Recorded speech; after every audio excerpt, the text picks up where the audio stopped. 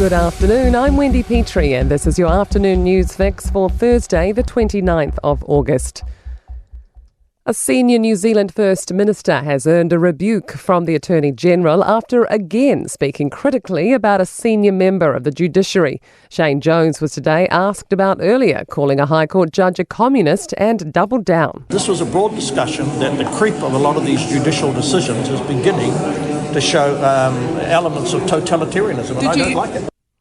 Judith Collins was asked moments later about those comments and struck a displeased tone. It's always better to keep the respect between the executive and the judiciary as it is between Parliament and the judiciary. I will be speaking to him further.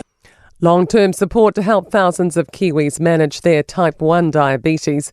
Pharmac will fund continuous glucose monitors, insulin pumps and insulin pump consumables from October. Pharmaceutical funding manager Adrian Martin says this is the first time the monitors have been funded. We estimate that around 12,000 people will access CGMs in the first year of funding and that number will rise to about 18,000 after 5 years. Positivity in Canterbury after wide-scale arrests of Comanchero gang members and a crackdown on drug dealing. Every patched member of the Christchurch chapter has been arrested as part of Operation Avon, with 21 arrests in total across Auckland and Christchurch.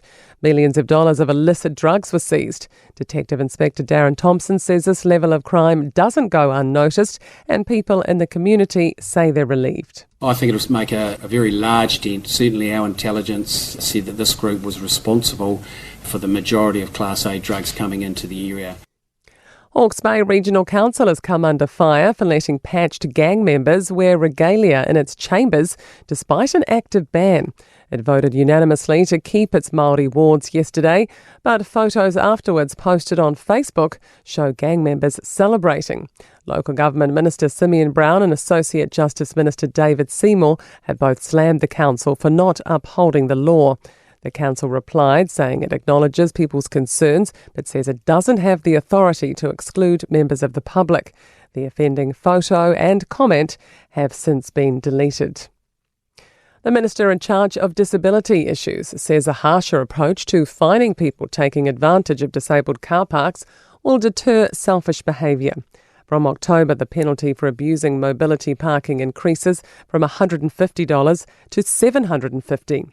Louise Upston says a significant lift will stop people taking parks away from those who need them. So we've gone pretty hard and high, which sends a very strong signal that arrogant, selfish Kiwis who don't need an accessible park shouldn't be parking there. New Black Caps bowling coach Jacob Oram claims his background as a batting all-rounder at international level will only help him in his role.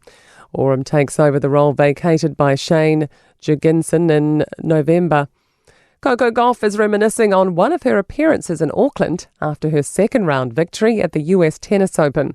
The defending champion has beaten Germany's Tiana Maria 6-4, 6-love. And the Phoenix Men have signed Japanese footballer Kazuki Nagasawa on a 2-year A-League deal. That's your latest news fix from the Newstalk ZB newsroom.